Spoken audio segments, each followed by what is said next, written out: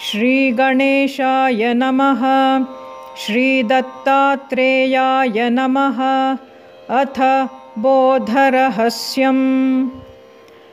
सन्तप्तधन्यसन्न्यासिन् गुरुभक्तगतागतात् मुक्त्या आत्माप्तये तत्त्वजडचैतन्यविद्भव स्वान्याज्ञं जडमन्याचिन्नामरूपात्मकं जडं रोमत्वं मांसनाड्यस्थिभुवोद्भ्यो मूत्ररेतसी स्वेदोस्रलालेग्नेः क्षुतृन्निद्रा तन्द्रारतिर्गतिः लौल्यं निरोधः प्रसाराकुञ्चने मरुतोऽथ कामक्रुड्लोभमोहाभिस्तदाढ्येयं जडातनुः वर्णाश्रमादिद्वन्द्वादिसम्बन्धादिपरो भवान् यन्निर्विकल्पं स्फुरति तदन्तःकरणं मनः तत्सङ्कल्पविकल्पाभ्यां तत्तु धीर्निश्चयात्मकम् अनुसन्धानकं चित्तमहङ्कारस्त्वहङ्कृतिः व्यानाधार्याद्यं श्रुतेस्तु शब्दभुग्वक्तिवाक्सखं समानाधारित्वचान्यत् स्पर्शास्यादातृदातृ च उदानाधाराधीर्नेत्राद्रूपभुक्सगमागमा जिह्वया प्राणवच्चित्तं रसभुग्रतिमूत्रकृत सापानाहङ्कृतिर्घ्राणाद् गन्धभुग्विड्विसर्गकृत कर्मज्ञानेन्द्रियैः पुण्यपापयोः सुखदुःखयोः भौक्तिके पञ्चके कर्तृभोक्तृत्वे द्वन्द्वतापि च तल्लिङ्गदेहतादात्म्यात् कर्तृत्वादिवृथार्जितं हेतुदेहपरस्वात्मज्ञानान्मुक्तिर्ध्रुवा चिरात् स्वदिदृक्षरराज्ञानहेतुसाक्षी परो भवान् निराकारस्वात्मबुद्धिमहाकारणसाक्ष्यपि स्थाणुरन्तर्बहिर्भास्वानात्मा रामो निराकृतिः चतुर्देहपरः साक्षी प्रत्यगीशोऽसि अन्नासुहृद्यहङ्कारमयतादात्म्यतो भ्रमः स्थूलः पञ्चीकृतैर्भूतैः सूक्ष्मः कर्मेन्द्रियासुभिः धीन्द्रियैर्हेतुर्महांश्च तद्विदात्मन्यथोद्धृते अन्वयव्यतिरेकाभ्यां परं ब्रह्मैव शिष्यते भानं स्वप्ने स्योर्वभानेन्वयः प्राग्विस्मृतिः परः लिङ्गाभानेन्वयस्वापभानं प्राग्विस्मृतिः परः तद्विदोऽसु मनोध्याख्या गुणावस्थाभिदः पृथक् सुप्त्यभानेन्वयो भानं समाधौ प्राग्वदन्यकः त्यक्तत्रिदेहसङ्गस्य निष्कल्पस्य सुषुप्तिवत् स्थितिः परात्परं वस्तु सच्चिच्छर्मनिराकृति क्ष्माप्कालैर्बीजलीनद्रुर्यथेक्ष्यो जागृतेस्तथा सुप्त्यवित्स्थजगद्देहौ तत्परत्वाविदः पुनः देहान्ते ज्ञस्याहन्तास्थविश्वाकारोऽनुजन्मदः अवस्था जागृतिस्वप्नो निद्रा तुर्या चतुष्टये विश्वतेजः प्राज्ञप्रत्यगभिमानिन ईरिताः दृक्कण्ठहृन्मूर्ध्नसंस्थाः स्थूलसूक्ष्ममुदुन्मुदः भोगारजः सत्त्वतमः शुद्धसत्त्वगुणाः क्रमात् वाचोऽत्र वैखरी मध्या पश्यन्ती च परास्त्रिषु त्रिमात्रा ओङ्कृते स्त्वर्धातुर्ये ज्ञात्वैवमादितः स्थूलः सूक्ष्मे कारणे तत्तन्महाकारणे क्रमात् प्रविलाप्यानन्दमयस्वस्थो भवति नान्यथा। तस्माद्देहत्रये लीने धीलयः स समाधिकः तत्ते परात्परं रूपं निर्विकल्पमवेहि सत्।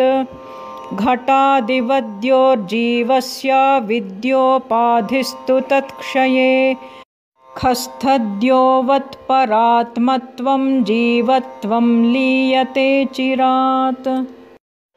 ज्ञातेऽक्षराक्षराहन्ता परे तत्त्वे स तन्मयः सृष्टेः प्राङ्निर्विकल्पैकाचिद्ब्रह्मास्मीत्यभूत्विह।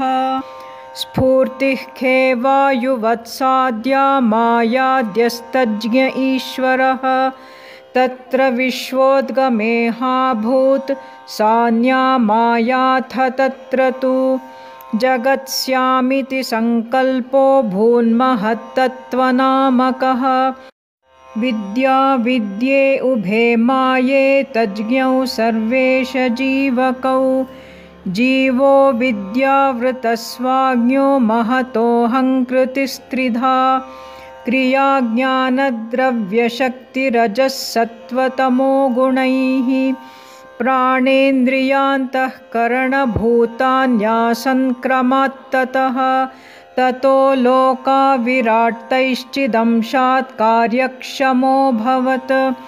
लोकाङ्गस्य रदास्तारा माया हास्यं निशादिने निमेषोन्मेषौ कटाक्षः सृष्टिः कुक्षिरपाम्पतिः। नाड्यो नद्यो द्रुमाः केशा वृष्टिं रेतोऽस्थि पर्वतः विराजस्थूलदेहोऽयं चराचरजगन्मयः। दिग्वायुवर्कप्रचेतोष्विवह्नीन्द्रोपेन्द्रमृत्युकाः ज्ञानकर्मेन्द्रियाण्यन्तःकरणानि हरिष्यसि। ब्रह्मनारायणेशाश्च सूक्ष्मदेहोऽथ कारणम् अविद्याद्या महत्प्रत्यगीशो देहनिरासतः। तत्पदं व्यतिरेकात् त्वं पदं तत्त्वमसि ह्यतः। भूरप्स्वग्नौ ताः सवायौ स खे तत्प्रविलापयेत्। द्रव्ये तमसि तत्सत्त्वे रजः सत्त्वं तमस्यथा।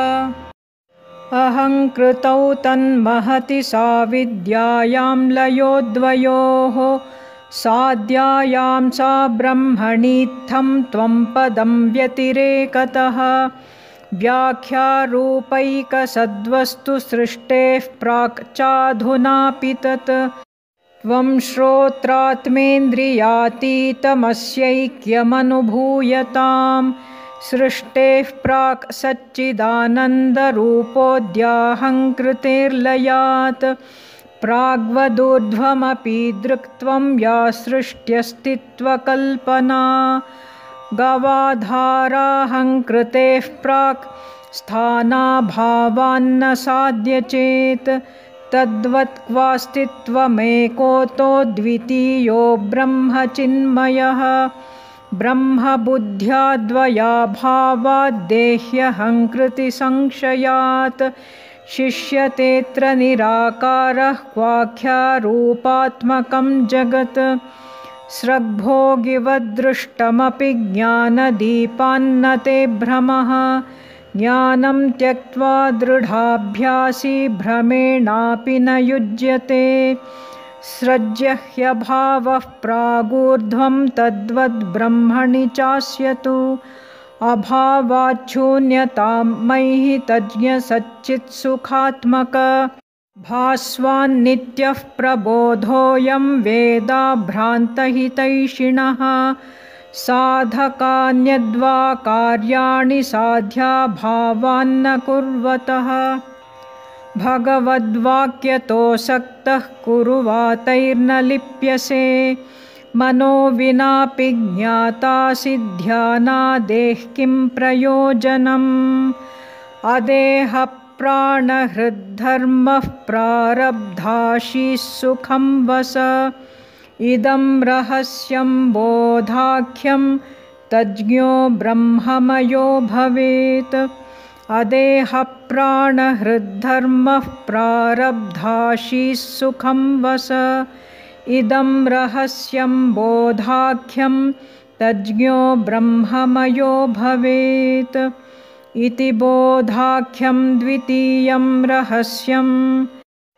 इति श्रीपरमहंसपरिव्राजकाचार्यवर्य श्रीवासुदेवानन्दसरस्वती स्वामिमहाराजैः विरचितः श्रीद्विसाहस्री श्रीगुरुचरित्रं सम्पूर्णम्।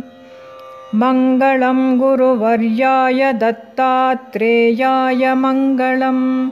श्रीपादश्रीवल्लभाय सदा भवतु मङ्गलम्। भक्ताभीष्टप्रदायास्तु सर्वानिष्टहराय च नरसिंहयतीशाय मङ्गलं शुभमङ्गलम्। मङ्गलं शुभमङ्गलम्। अवधूतचिन्तन श्रीगुरुदेवदत्त।